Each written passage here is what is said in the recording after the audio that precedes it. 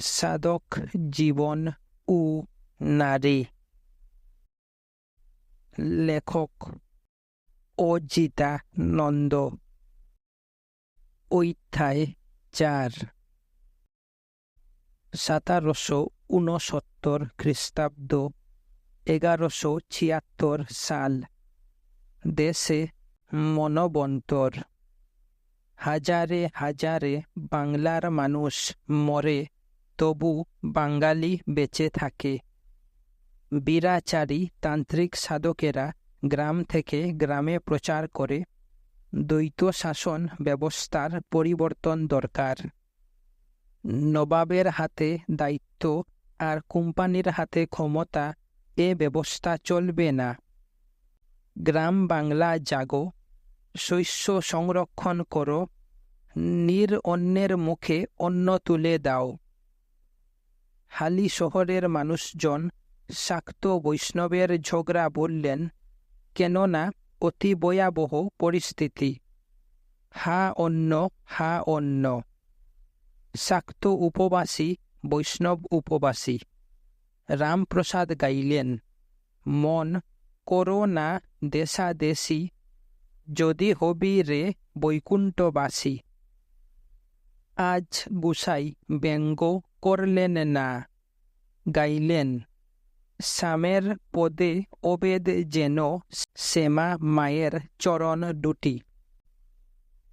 এমন দিনে সর্বাণী একটি পুত্র সন্তান প্রসব করলেন। শিশু দুগ্ধাভাবে কাঁদল, কিন্তু মরল না। জীবনী শক্তি মৃত্যুঞ্জয়ী। মাতা আদর করে শিশুর নাম রাখলেন মোহন। বংশের ধারা অনুযায়ী সে নাম হল রামমোহন। কবি রঞ্জন রামপ্রসাদ কালী কামঙ্গলে লেখা তার বংশ পরিচয় স্মরণ করে লিখলেন, জগদীশ্বরীকে দয়া করো মহামায়া, মমানুজ বিশ্বনাথে দেহ পদ ছায়া। শ্রী কবি রঞ্জনে মাতা কহে কৃতাঞ্জলি, শ্রী রাম দুলালে মাগো দেহি পদধূলি। শ্রীমতী পরমেশ্বরী সর্বজ্যেষ্ঠা সুতা, শ্রী কবি রঞ্জনে ভনে কবিতা অদ্ভুতা। এই পরিচয় অসম্পূর্ণ। রামপ্রসাদ নবজাতকের নাম সংযোজন করার প্রয়াস পাননি। কিন্তু কালের এমনই গতি যে রামমোহনই সেন বংশ অব্যাহত রাখেন। রামপ্রসাদের মনে ভাব এসেছে কাশী যাবেন। বয়সকালে এমন হয়। কথিত হল, দেবী অন্নপূর্ণা গান শোনাতে প্রসাদকে কাশী ডেকেছেন। সাধকের সম্বন্ধে এমন রটে, কেননা সাধারণ মানুষ মনে করে সাধক আর দেবতার বড় নিকট সম্বন্ধ। রামপ্রসাদ কাশী যাত্রা করলেন। ত্রিবেণী এসে মন কেমন করে তার। বাড়ি ফিরলেন গাইতে গাইতে, আর কাজ কি আমার কাশী, মায়ের পদতলে পড়ে আছে গয়া গঙ্গা বারাণসী। সর্বাণী বললেন, এত তাড়াতাড়ি ফিরলে? কাশী আর গেলাম না। কেন? রামপ্রসাদ নিরুত্তর। একটু ভেবে বললেন, অন্নপূর্ণার ইচ্ছা আমি বাড়ি বসে গাই। মাসখানেক পর রামপ্রসাদ বিষণ্ণ। ভাবছেন গেলেই হতো। গান ধরলেন, মা গো আমার কপাল দোষী, দোষী বটে গো আনন্দময়ী। আমি ঐচ্ছিক সুখে মত্ত হয়ে যেতে নারলাম বারাণসী। নইলে অন্নপূর্ণা মা থাকিতে মোর ভাগ্যেতে একাদশী। একাদশী কেন? সাধক কবি রামপ্রসাদ হিসেব করে চলতে পারেন না। আয়ের চেয়ে ব্যয় বেশি।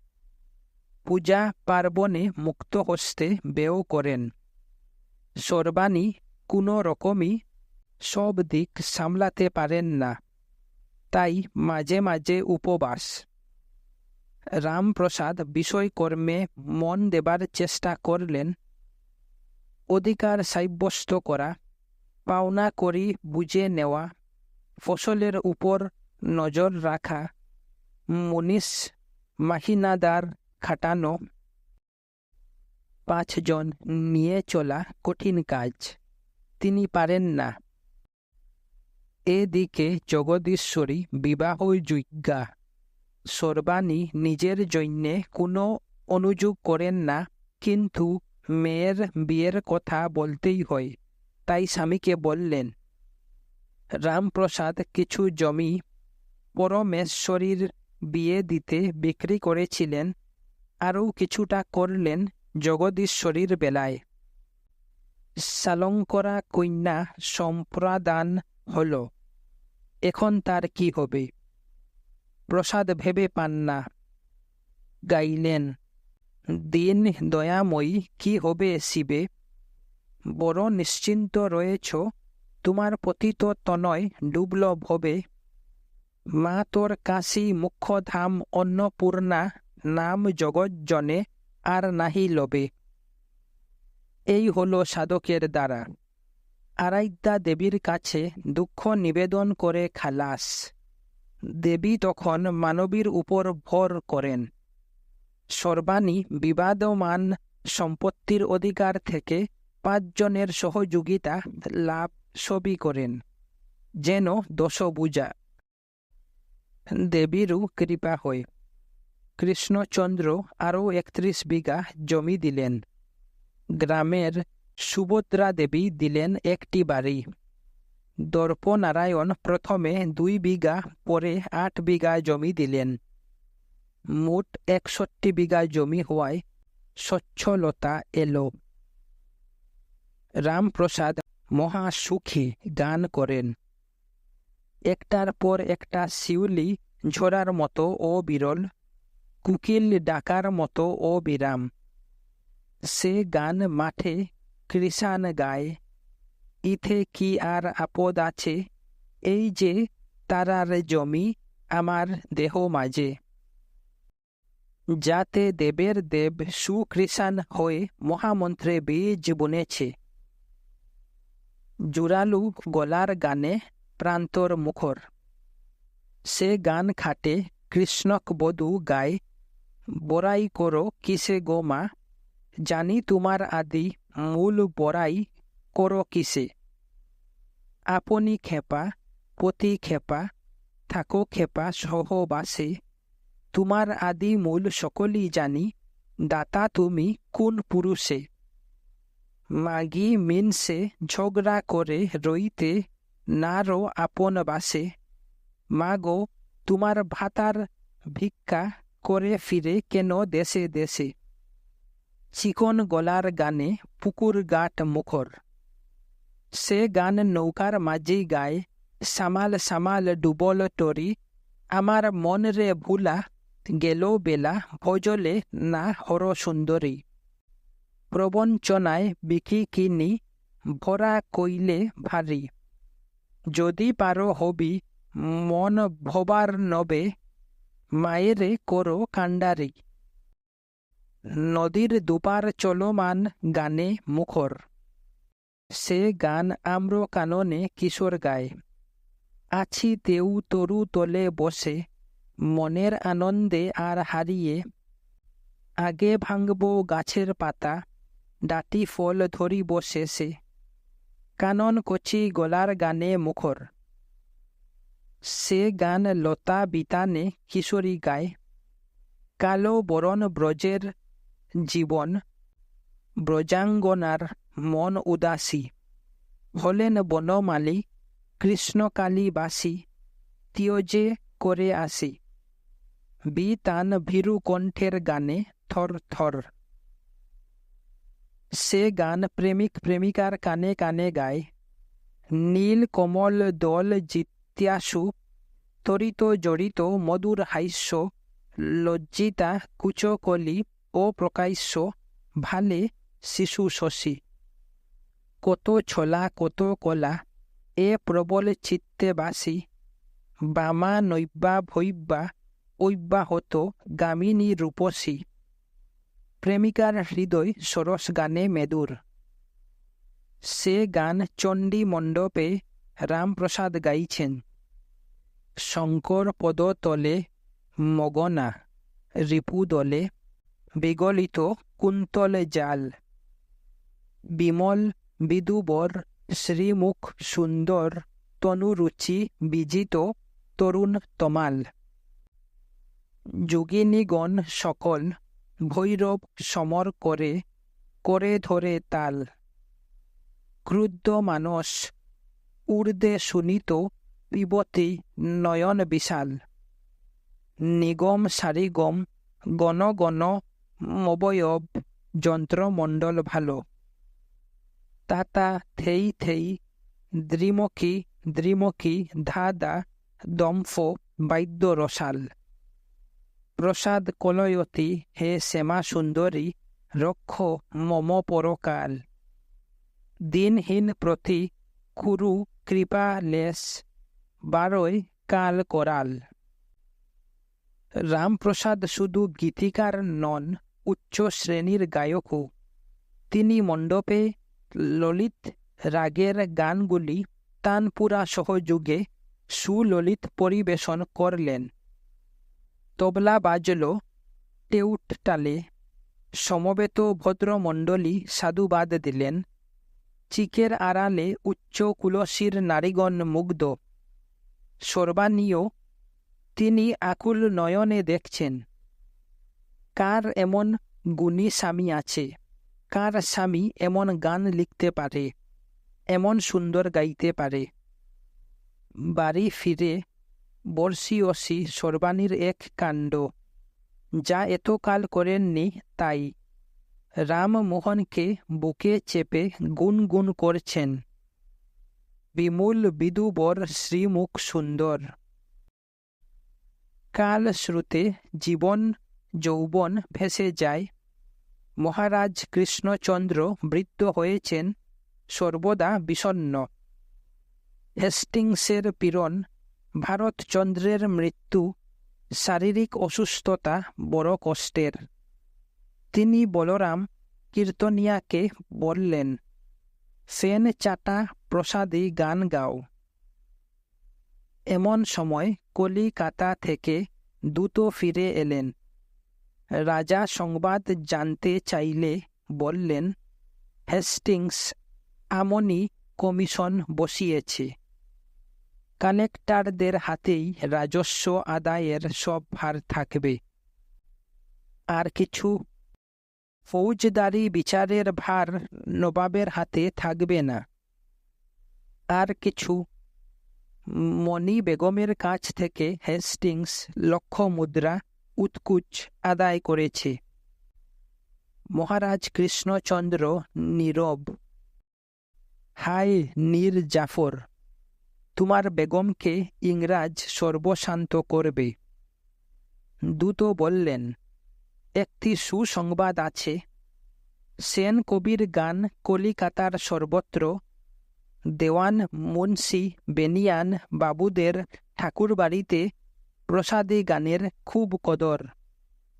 সন্ধ্যা নামছে, দিনের কোলাহল স্তিমিত। রাজ দেবালয়ে আরতি ঘণ্টা বাজে। কিছুক্ষণ পর তাও থেমে গেল। মহারাজ বললেন, ফেন চাটা গাও। বলরাম কীর্তনিয়া গাইছেন, এমন দিন কি হবে তারা, যবে তারা তারা বলে দু নয়নে পড়বে ধারা। অদ্ভুত কোমল কণ্ঠ, এ কণ্ঠ মহারাজ শুনেননি। তার দু চোখ বেয়ে জল পড়ে। বললেন, ফেন চাটা, আজ থেকে তুমি মধু চাটা হলে। সহসা কৃষ্ণচন্দ্রের শরীর কেমন করে। তিনি সংজ্ঞা হারালেন। 7 দিন পর সেই মানুষটাকে আর চেনাই যায় না। রামপ্রসাদের গানে আছে, থাকি একখানা ভাঙ্গা ঘরে। সত্যি তাই, শরীর ভাঙ্গা ঘর বই কিছু নয়। জীর্ণ কলেবর রাজা কৃষ্ণচন্দ্র মাকে ডাকেন। শীতকাল, বাতাসে খুরের ধার। রামপ্রসাদ মহারাজের চেয়ে বয়সে সামান্য ছোট, কান্তিময় এবং স্বাস্থ্যবান। তিনি অতি তুচ্ছ খাদ্য খান, অতি সামান্য বস্ত্র পরেন। এই শীতে ভোরবেলায় স্নান করেন। রামপ্রসাদ সিদ্ধাসনে বসে গাইছেন, কালী ব্রহ্মময়ী গো, বেদাগম পুরাণে করিলাম কত খুঁজ তলাশি। মহাকালী কৃষ্ণ শিবরাম সকল আমার এলু কেশি। শিব রূপে ধরো সিংহা, কৃষ্ণ রূপে ধরো বাসি। উমা রাম রূপে ধরো ধনু, কালী রূপে করে অসি। দিগম্বরী দিগম্বর, পিতাসর চিরবিলাসী। শ্মশান বাসিনী বাসী, অযোধ্যা গোকুল নিবাসী। প্রসাদ বলে, ব্রহ্ম নিরূপণের কথা দেতর হাসি। আমার ব্রহ্মময়ী সকল ঘরে, পদে গঙ্গা গয়া কাশী। রাম দুলাল এক পলক বাবাকে দেখতে কাজে গেল। বুদ্ধিমান কিশোর বিষয় আশয় ভালোই দেখাশোনা করছে, বাবাকে কিছুই করতে দে না। রামপ্রসাদ মুক্তি পেয়ে সুখাসীন। বাসনা কামনা মরে গেছে, ভয় ভাবনা গুছে গেছে। আত্মনি এব আত্মনা তুষ্ট। তিনি একটু প্রাচীন পুঁথির পাতা উল্টালেন। পুঁথির উপর চোখ রেখে রামপ্রসাদ ষড়রিপুর চিন্তা করছেন। এক আসামি 6টা পেয়াদা। আমার ইচ্ছা করে 6টারে গরল খাইয়ে প্রাণে মারি। 6 জনের যন্ত্রণা নিলি, তাইতে পাগল গেলি ভুলি। তরঙ্গ দেখিয়া ভারী, পলাইল 6টা দাড়ি। রিপু 6 জন ভিজা ছেড়ে গেছে চলে। 6 দাড়ি গুড়ায় পা দে ডুবিয়ে দিলে। অবিদ্যা বিমাতার বেয়াটা তারা 6টা। রামপ্রসাদের কত যে গানের লাইন মনে পড়ে।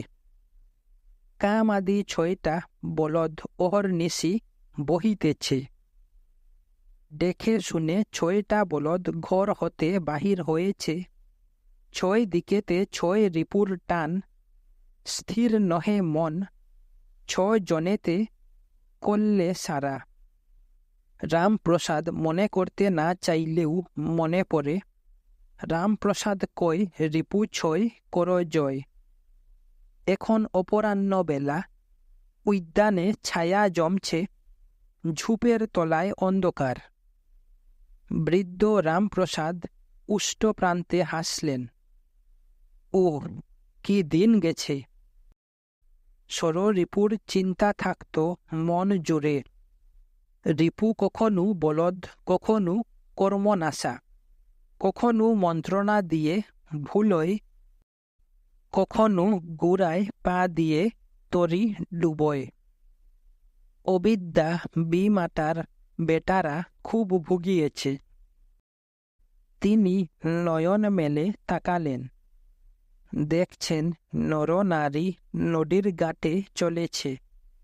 তিনি কাউকে কামনা করেন না, কারু উপর তার রাগ নেই। বিতরাগ ভয় ক্রোধ। তিনি কান পেতে রইলেন। কি এক উদাস সুরে আনন্দ গান বাজে। রামপ্রসাদ তনয় হয়ে সেই গান লিখলেন। আমার অন্তরে আনন্দময়ী সদা করিতেছেন কেলি। আমি যেভাবে সেভাবে থাকি, নামটি কবু নাহি ভুলি। আবার 2 আখি মুদিলে দেখি, অন্তরেতে মুন্ডমালি। শ্রীরামপ্রসাদে বলে, মা বিরাজে শত দলে। আমি শরণ নিলাম চরণ তলে, অন্তে না ফেলিও ঠেলি। সাধক রামপ্রসাদের চিন্তা, অন্তে যেন মায়ের চরণ প্রাপ্তি হয়।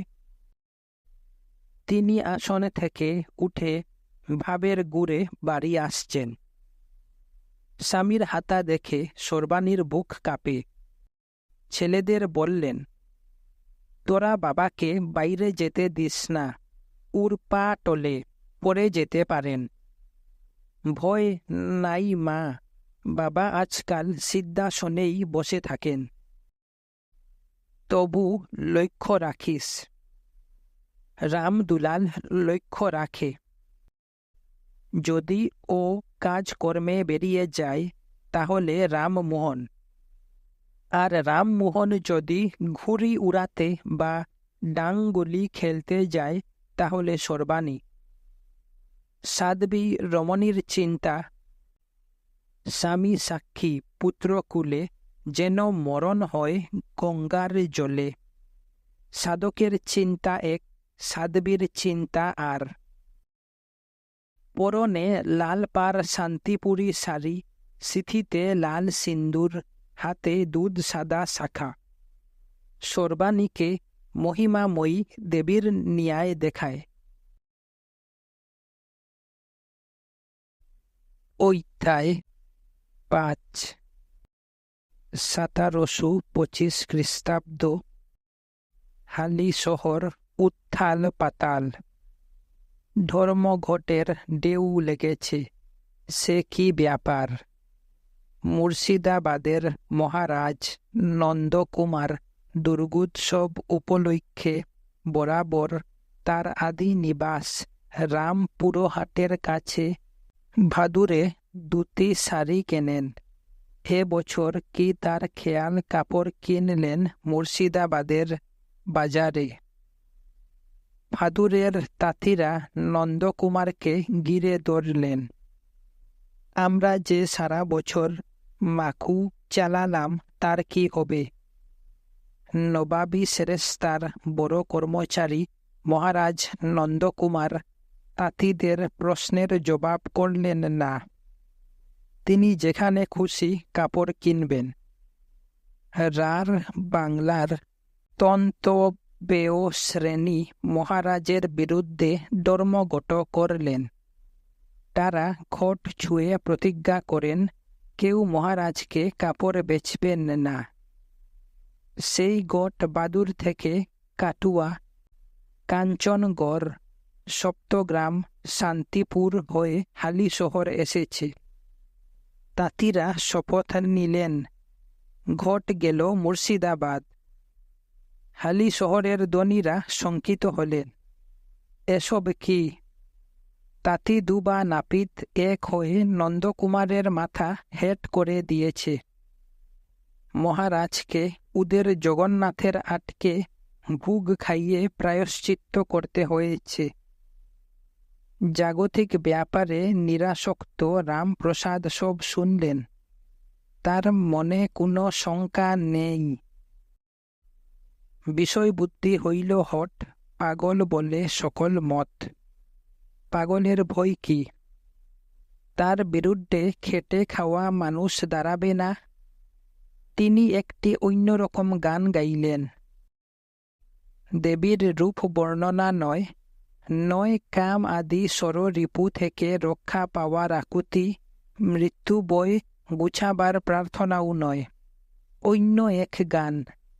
তিনি গাইলেন, মন কেন তোর ভ্রম গেল না, কালী কেমন তাই চেয়ে দেখলি না। উরে ত্রিভুবন যে মায়ের মূর্তি, জেনেও কি মন তাই জানো না। কোন লাজে তার মাটির মূর্তি গড়িয়ে করিস উপাসনা। জগৎকে সাজাচ্ছেন যে মা, দিয়ে কত রত্ন সোনা। ওরে কোন লাজে সাজাতে চাস তাই, দিয়ে ছাড় ডাকের গহনা। জগৎকে খাওয়াচ্ছেন যে মা, সুমধুর খাদ্য নানা। ওরে কোন লাজে খাওয়াতে চাস তাই, আলু চাল আর বুট বিজানা। জগৎকে পালিছেন যে মা সাদরে, তাও কি জানো না। কেমনে দিতে চাস তুই বলি, মেষ মহিষ আর ছাগল ছানা। সর্বাণী কেঁপে উঠলেন। মা কালীর মূর্তি এতকাল মাটি দিয়ে গড়া হয়েছে, তার মূর্তি এতকাল ডাকের গয়না দিয়া সাজানো হয়েছে, মাকে এতকাল আলু চাল ভিজে ছুলার নৈবেদ্য দেওয়া হয়েছে, মায়ের পুজোয় এতকাল পাঠা মোষ বলি দেওয়া হয়েছে, ঠাকুর নিজেও এতকাল তাই করেছেন, আজ আবার একই কথা। রামপ্রসাদ ধীর পায়ে গৃহাভ্যন্তরে এলেন। আচরণে কোনো চঞ্চলতা নেই।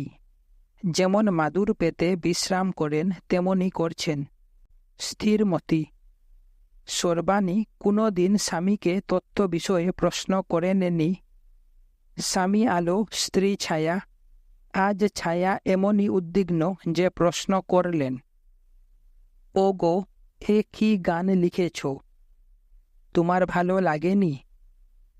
আমি তোমার থেকে আলাদা নই, তবে এ গান শুনলে গণ্যমান্য ব্যক্তিরা রাগ করবেন। চিরাচরিত প্রথার প্রতিবাদ করো না। রামপ্রসাদ মধুর হাসলেন।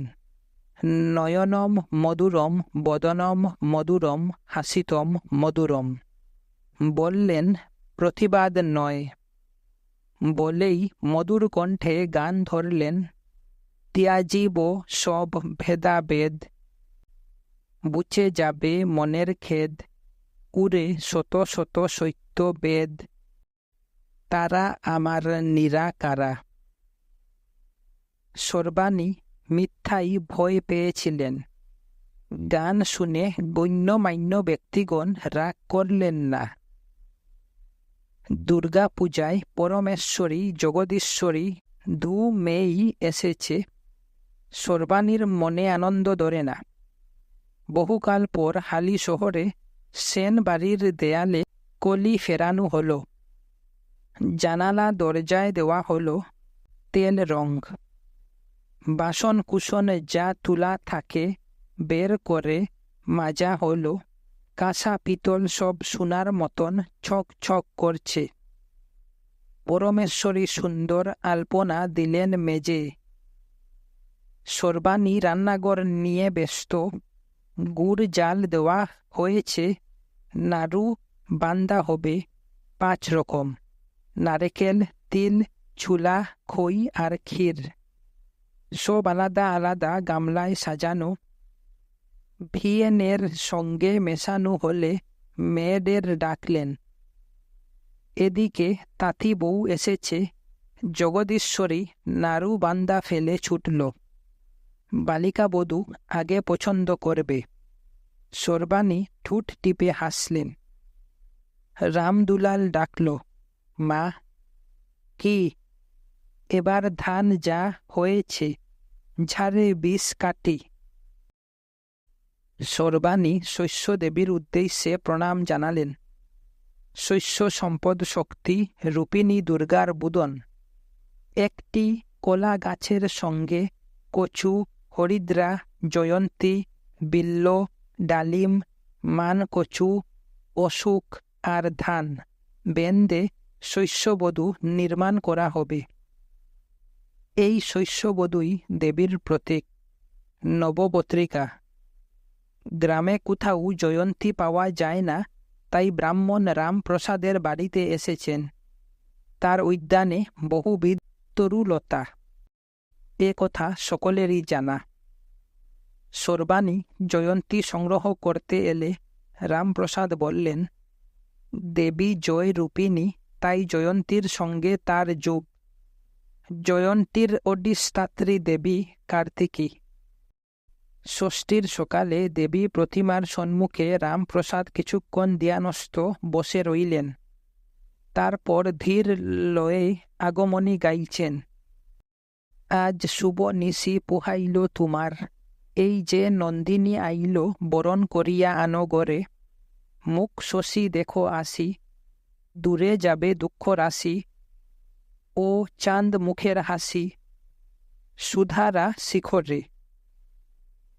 সাধক নন্দিনী জগদীশ্বরী আবদার ধরলেন। আরও একটা। রামপ্রসাদ গাইলেন, ও গো রানী নগরে, কোলাহল উঠো উঠো চলো, নন্দিনী নিকটে তোমার গো, চলো বরণ করিয়া গৃহে আনি গিয়া, এসো না আমার সঙ্গে গো। কি গান! সমবেত জননীদের চোখ প্রবাসী তনয়ার জন্য জলে ভরে আসে। রামপ্রসাদ দেখলেন সর্বাণীরও চোখে জল। সাধকের বুঝতে কিছুই বাকি থাকে না। গাইলেন, গিরি এবার আমার উমা এলে আর উমা পাঠাব না, বলে বলবে লোকে মন্দ করু কথা শুনব না। যদি এসে মৃত্যুঞ্জয় উমা নেবার কথা কয়, এবার মায়ে ঝিয়ে করব ঝগড়া, জামাই বলে মানব না। দ্বিজ রামপ্রসাদ কয়, এ দুঃখ কি প্রাণে সয়, শিব শ্মশানে মশানে ফিরে গড়ের কথা ভাবে না। এবার তনয়াদেরও চোখে জল এলো। মা ও মেয়ে জোরাজোরি করে কান্দে। রজনী শয়নকক্ষের নিভৃতে সর্বাণী ধীরে স্বামীকে বললেন, বিয়ের পর কি আর মেয়েকে ধরে রাখা যায়? এবার বাড়িতে বউ আনো। সে তো তুমি আনবে। বা তোমার অনুমতি চাই না? দিলাম। সর্বাণী স্বামীর পদধূলি নিলেন। সপ্তমী, অষ্টমী, নবমী রব, দশমীতে বিদায় হব। দেহ আজ্ঞা পশুপতি। এই বলে উমা বাপের বাড়ি এসেছিল। সেই প্রথাই পুজোয় চলছে। আজ দশমী তিথি। দেবী কৈলাস ফিরে যাবেন। পূজা মণ্ডপে জননী জায়া নন্দিনীর ভিড়। সদবা রমণী একে অপরকে সিন্দুর পরিয়ে দিচ্ছেন। সকল সীমন্তিনীর চোখ ছলছল করে।